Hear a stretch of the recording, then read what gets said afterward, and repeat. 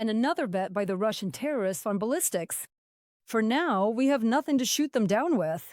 Our Air Force has even stopped providing statistics on missiles in their reports, and the enemy is using this to the maximum. And besides their own Iskanders and Kinjals, they're attacking us with North Korean KN-23s. They are highly inaccurate and relatively cheap. So how many of them does the enemy have? Lesia Holovina on Must. August 11th, a night attack on Zaporizhia. The Russian army struck the city with cabs, zircons, and also North Korean ballistics. Volodymyr Zelensky warned about the strengthening of cooperation between Russia and the DPRK, as well as the likely use of North Korean missiles, a day before the attack on Zaporizhia.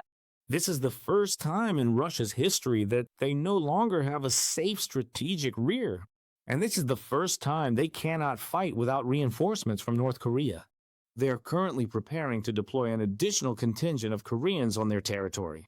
They have received, just imagine, additional ballistics from North Korea. The potassium nitride 23, an analog of the Russian Iskander, a missile, a new batch of which the Russian army recently received from North Korean dictator Kim Jong-un. The stated strike range of such projectiles is approximately 600 kilometers. At the same time, this is not a high-precision weapon. The KN-23 can deviate from its target by as much as 15 kilometers, which makes them particularly dangerous for the civilian population.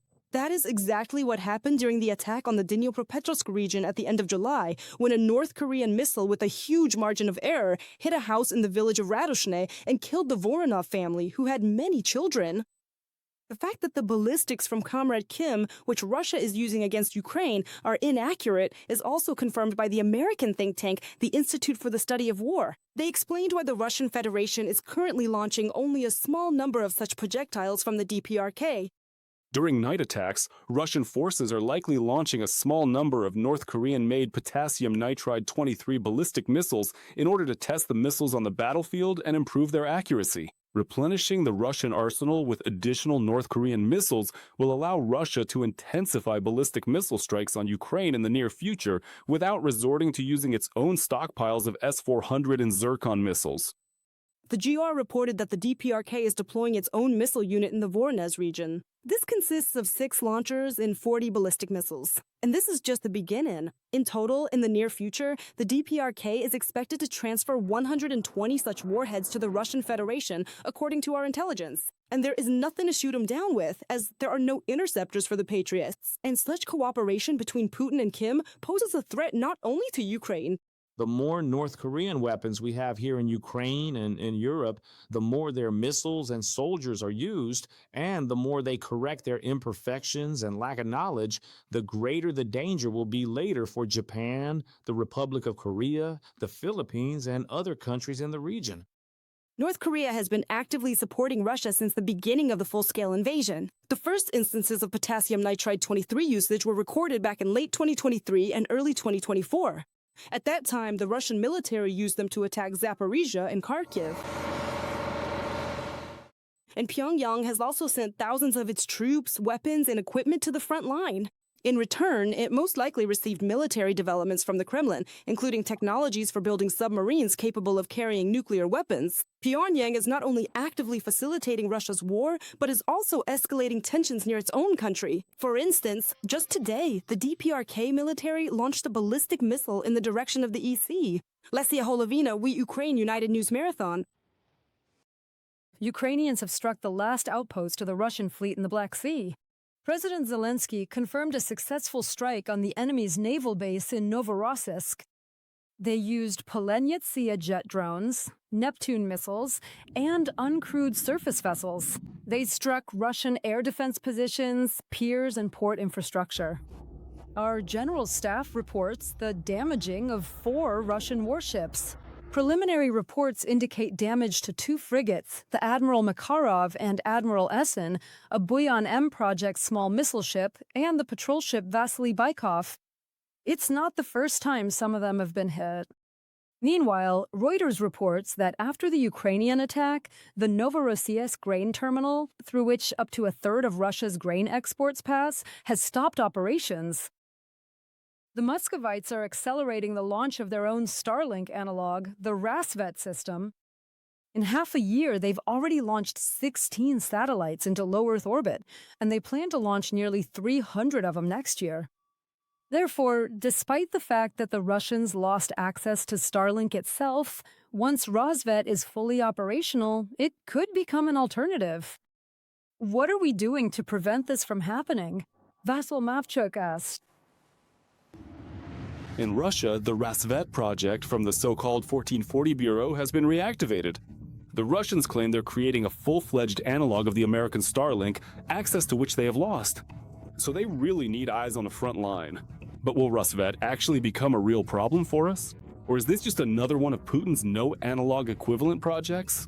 Let's break it down. Let's start with the name, because the Kremlin is just obsessed with branding. The number 1440 in the Bureau's name is the number of orbits the first Soviet satellite made around the Earth. But behind the pretty packaging hides ordinary technological plagiarism. It was based and continues to be based on, well, let's say, the architectural foundations of Starlink, or rather, the very first Starlink satellites in general. Because today, technologically speaking, they, of course, can't even come close to Elon Musk and his developments. Previously, the project was developed as purely civilian, but the war unleashed by Russia against Ukraine changed everything. Now it is a classified military program. The Russian leadership began actively investing money into this production. And actually today, in essence, this is a... The Rassvet satellite system is transitioning from purely civilian use to use by Russian government authorities and first and foremost the military. Moscow has always exaggerated its military developments, but this time, fresh intelligence data forces us to take Russian satellites seriously. Our intelligence services are recording the enemy is not just rushing, they are ahead of their own schedules. Moscow is implementing Rassvet, effectively a Russian analog of the Starlink system. And they started launching it much faster than their plans had anticipated.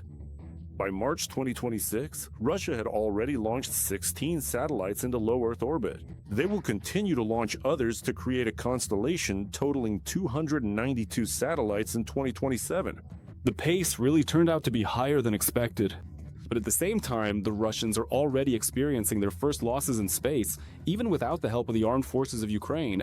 There were reports that in the first batch of 16 satellites, one satellite, it seems, didn't make it to orbit because it simply burned up in space.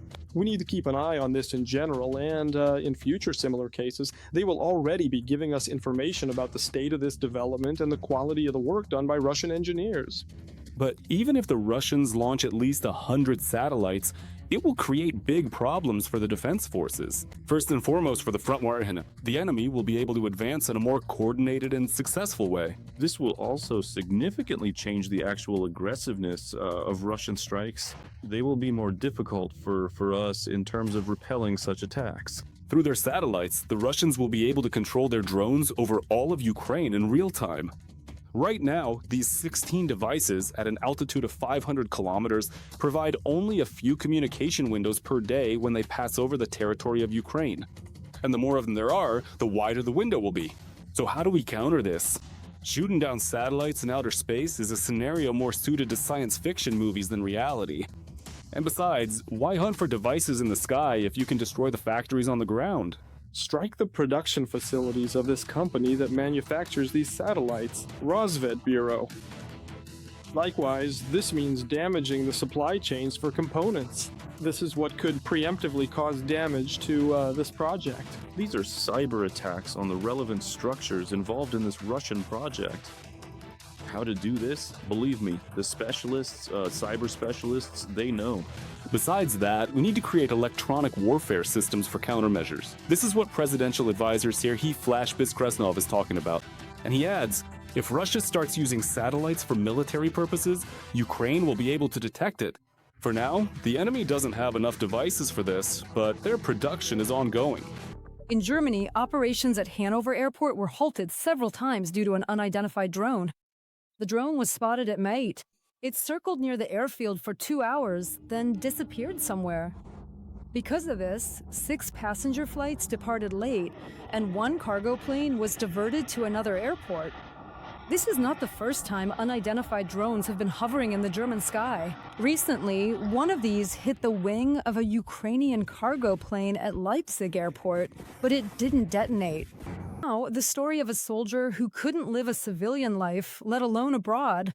So, even after being wounded, he returned to the front again. A fighter from the 10th Mountain Assault Brigade with the call sign Rapper started in the infantry and then decided that his experience was needed in working with unmanned platforms. Today, he operates ground robots that save the lives of his brothers in arms while under fire. He tried to live a normal life. After finishing his first contract with the armed forces of Ukraine, Mykola returned to his native Rivne and got a job. But civilian life felt oppressive, so he realized his place is where the fate of the country is being decided right now. He packed his things and signed a new contract, this time for 3 years. Honestly, I couldn't have even imagined a year ago, when I was signing the contract, that I wouldn't be able to leave here. I had a deferment, but I didn't even want to leave. I just understood and know what is happening here. And somehow there was absolutely no motivation to go there, to leave our country. The soldier's military path began in the famous Desna. 45 days of intensive training and tons of ammunition fired, from pump-action shotguns to heavy machine guns.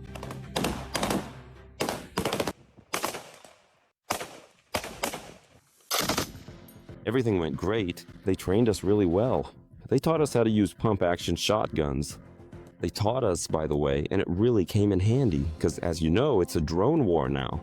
FPV drones are flying around, so it really came in handy. The guys, by the way, shot down drones at combat positions. Welcome to the baptism of fire. And it was in Desna, back during training, that Mykola got the call sign Rapper for his creativity. There was a marching song in Desna. And at first, when we were learning it, I tweaked it a bit in my own way. Especially, I tweaked the chorus. And so the commander gave me that call sign. Fire the machine gun. Fire the machine gun. After being wounded in the infantry, Mykola was sent for training in Estonia. It was there that he first sat at the controls of European ground robotic systems. However, on the battlefield, the Edelweiss Brigade more often uses domestic developments, such as our termites. The soldiers say that they perform the same job, but are significantly cheaper and more compact. In terms of terrain capability and the technical specs of the drone itself, you can't tell the difference between that expensive one and our Ukrainian one. Every day, the modifications to these drones are absolutely moving forward. They keep getting better every time. Because the lives of the soldiers depend on it. The robot, which Rapper is operating, needs to deliver supplies and ammunition to the soldiers on the front line. Every morning, somewhere around 3 or 4 in the morning, we get up, load the drone, camouflage it with a net, and we try to put fire extinguishers on it so that even if there's some kind of hit from an enemy drone, it could potentially put itself out. The mission lasts more or less about 4 hours, like 3, depending on where we're going. Come on, come on, come on. Let's go. The Edelweiss position is clear. Equipment can be repaired or replaced, but warriors are priceless. That's why drones are sent to the most dangerous areas instead of people. Vasyl Momchuk, We Are Ukraine, United News Marathon. Etna is erupting again, and flights at Catania and Commisso airports have been restricted. Alternative departure routes are being prepared for tourists. Due to Etna's ash cloud, 19 flights were canceled in Malta, 200 kilometers away from Sicily. Etna is the highest active volcano in Europe. On its slopes, there are several hundred small craters and 4 large ones at the summit. Every few months, one of them wakes up. That is exactly what happened 2 days ago. Right now, molten lava is flowing down the slopes of Etna, and from time to time, red-hot rocks fly out of its crater. Despite the danger, it is very beautiful and attracts thousands of tourists who intentionally travel to Sicily to admire the fiery mountain.